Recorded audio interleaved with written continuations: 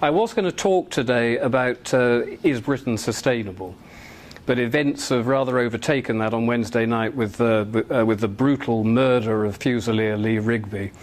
And as horrific as that was, I am more horrified by the reaction of the media and by the reaction of our government. David Cameron tells us this is a betrayal of Islam. Boris Johnson tells us Islam has nothing to do with this. When they butchered that soldier, they quoted verses from the Quran. They shouted Allahu Akbar as they were chopping the poor guy's head off. This was done in the name of Islam. And no matter what our treacherous politicians have got to say about this, this was done in the name of Islam. And everybody is in denial in this country. The BBC are trying to pretend this is because we're in Afghanistan, because we're in Iraq, because we are oppressing them worldwide. The Daily Telegraph, which is supposedly a right-wing newspaper, every single article they've had on this, they've switched off the comments because they know the comments are going to be hanging David Cameron out to dry. They will be telling him, don't lie to us. We know Islam was involved, and no matter what you're going to say about it, this has to be the truth because it is the truth. And they turned off all the comments. In The Spectator, they did exactly the same thing, another supposedly right-leaning periodical. And the reason that they've done this is because they have to admit that if there is a problem with Islam, then they have to do something about it. And if you want to do something about it, that automatically makes you a far-right, racist, xenophobic bigot. And they don't want to be labelled that. So they would rather betray their entire country than be labelled a racist. And this whole racism thing has got to stop, because we are no longer a country with a few immigrants that we have to be nice to. And at the time, back in the 50s and 60s, we were. But that is no longer the case. And when they talk and label us as racists, they're doing this because the left liberals have declared a racial and cultural war on the indigenous people of this country. It's what they're doing. Everything that they are doing right now is literally a racial and cultural war. And you look at someone like Peter Sutherland, who's the UN migration officer, official. He has said that in order for the European Union to actually achieve what it wants to do, which is political union of the entire continent of Europe, they have to de-homogenize the nation states. Now, what does he mean by de-homogenize? What he means is we can no longer be considered an indigenous people. We must open the doors to the third world. We must break down the nation states, and only when the nation state is broken down can they achieve full totalitarian control over any number of bickering communities, as they call us. Not the bickering, just the communities. Now, since Tony Blair came in 1997, we have had 8 million immigrants coming into Britain, principally into England, and we've had 2 million indigenous Brits move out. Now, that's a 10 million difference. This is an astonishing figure. It's never happened before in the history of this country, in the history of any countries, really. And the result is that our cities are now becoming minority white. But even that is a slight lie, because they're not minority white across the whole spectrum. If you get down to the 10 to 20-year-olds, we are a huge minority already. If you go into schools in London, very rarely do you see white children these days. And the 2011 census is now saying that we are officially, in our cities, minorities. It's just an extraordinary thing, and 10% of the children in this country now are Muslim. And Islam is growing 9 times faster than any other demographic in this country. It's a huge growth. And people get very confused about the fact that when they say they're only 10% of the children are Muslim, and they say, well, that's fine, it's only 10%, you're still 90%. Well, we're not 90%, we're probably 75, 80%, because the other ones, other immigrants are not necessarily Muslim, but they're not us. But we only have between 1 to 1.3 children each. The Muslims are having 4 children each. If 10% of the population have 4 children, that 10% becomes 40%. If 80% of the population has only 1 to 1.5 child, they get down to 55, 50, 40% very quickly. Within one generation, we are going to be looking at comparable numbers of people aged 20 to 30. And that's a big problem, because that age group are capable of inflicting violence. It doesn't matter how many more of us there are over the age of 50 or 60, we don't count.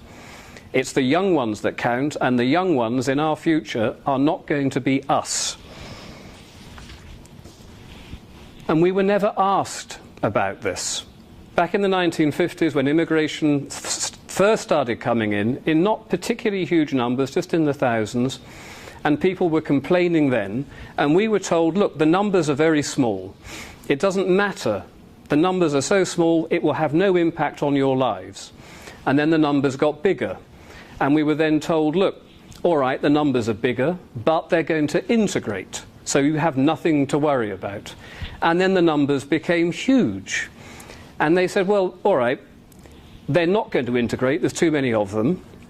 We'll introduce this new ideology, we'll call it multiculturalism, and they can have their separate lives and you can have your separate lives, and we'll all get on very well together.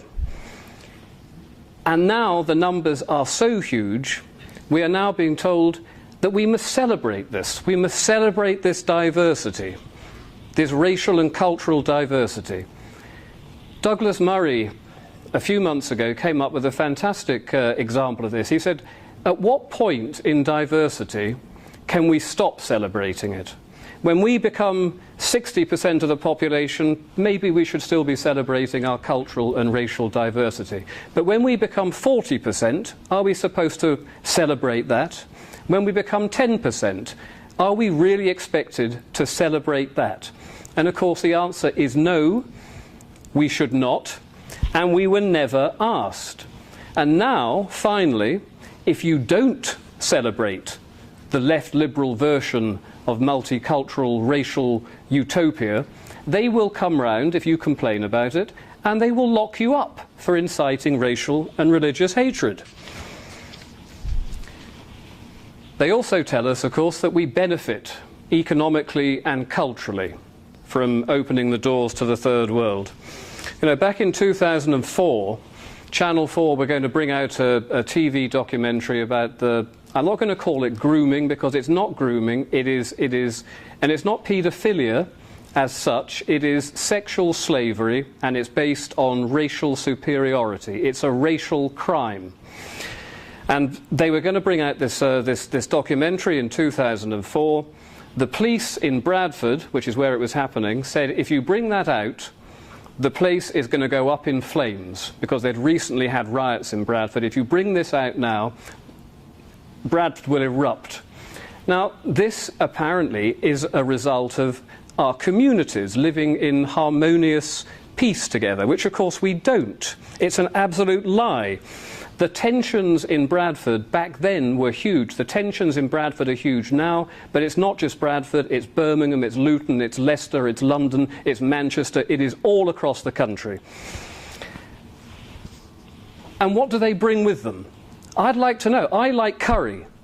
I really like curry, but apart from curry, I don't see anything that they've brought with them. They've brought murder, rape, mugging, huge amounts of crime, and also the numbers are, you know, from a cultural point of view, they've bought nothing. Economically, they tell us that they are, without them we would be an economic failure. But again, this is an absolute lie.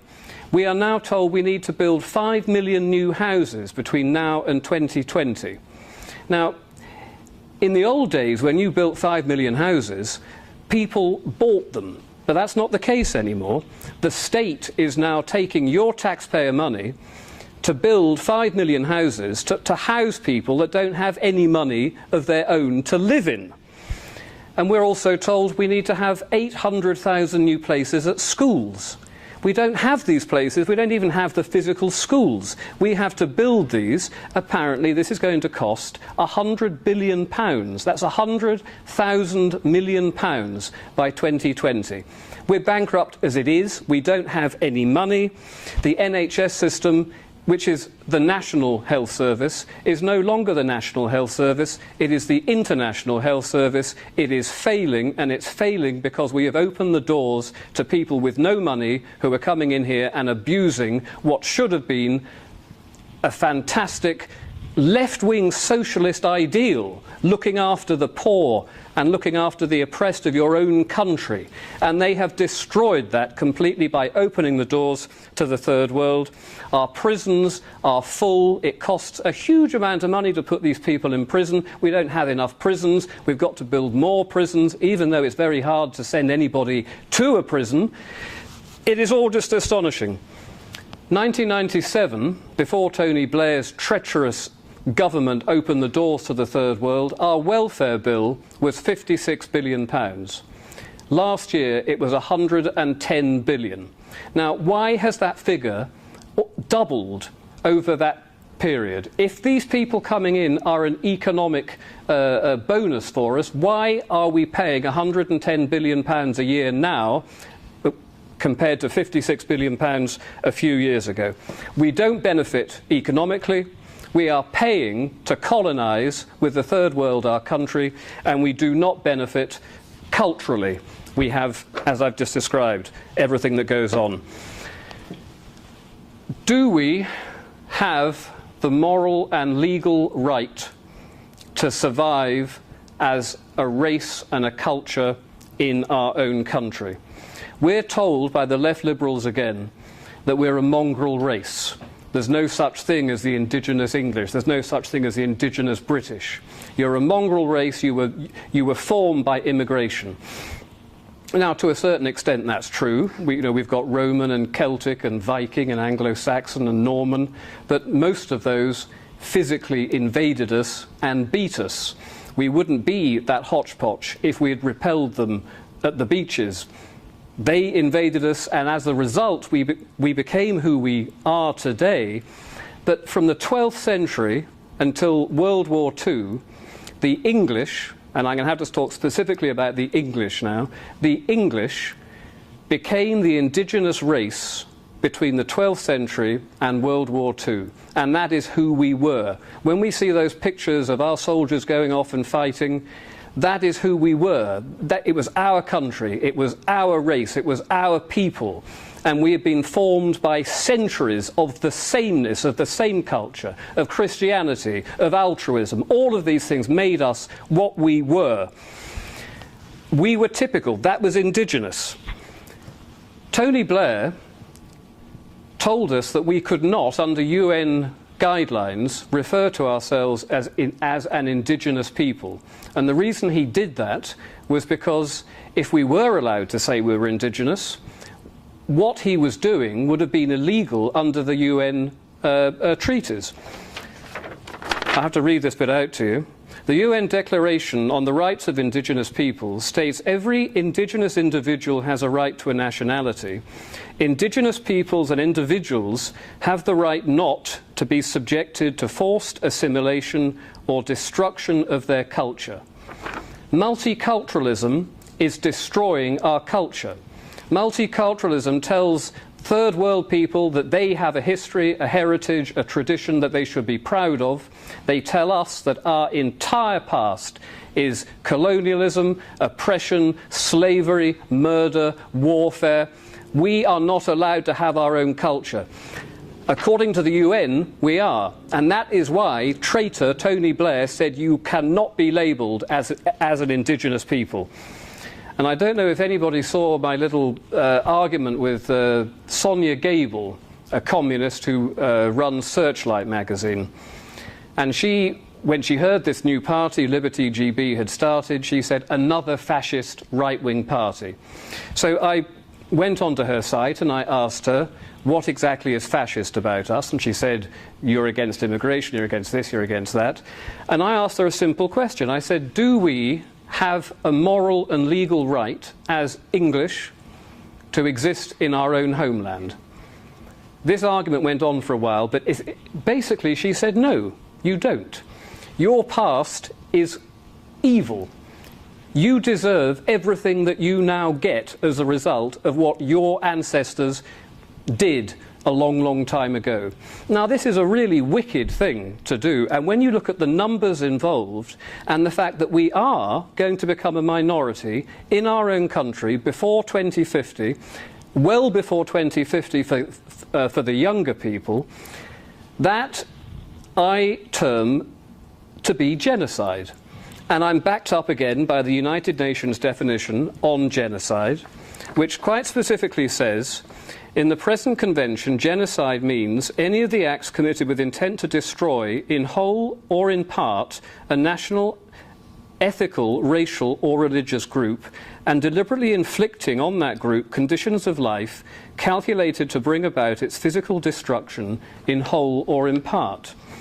Now, go to any city centre which is inundated with the third world. You will not see any white people in Tower Hamlets. You won't see white people in all parts of Luton, parts of Leicester, all across the country, because they have been driven out. They have lost their right to exist as a culture and a race in their own country. This is what's happened in an incredibly short period of time, and it started from a small base. Now, that small base of people, when they double, when their demographic doubles from 100,000 to 200,000, it doesn't really matter. But when you get to the point now where we've got 4 million Muslims in this country, they are going to become 8 million within the next decade, and then 16 million, and then 32 million. And we, meanwhile, are dwindling as a race. Our government is against us, our media is against us, we are losing a racial war, we are losing a cultural war, and we've lost, essentially, today, because we're standing up now trying to do something about it, but we are not helped by our own people who are running our government and running our country and running our education and running our media and running our councils. They are intent on seeing us reduced to a small, servile race of people.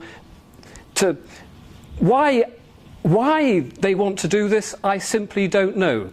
Some of them are evil, some of them are naive and stupid and don't understand, but combined with the evil and with the naivety, we are in serious, serious trouble, and our children and our grandchildren are going to be utterly confused by how did you allow this to happen, and what sort of people were you to sit back and allow this to happen under your noses? Because you were frightened of being called a racist? Really? One word has made you sit back and do nothing while your country was ripped from underneath your feet? You have got to be joking.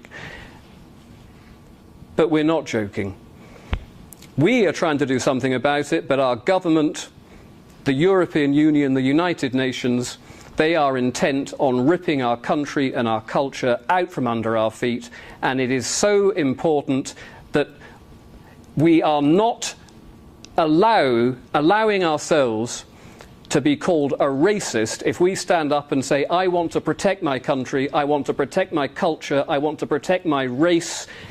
You are the racist, because what you are doing is probably the most evil act of criminal racism carried out in the history of mankind. You have deliberately reduced an indigenous people to servitude. They are the racists. The left liberals are the racists. We are decent, proud patriots, and we should be very proud of ourselves, and we've got to keep fighting this until we win.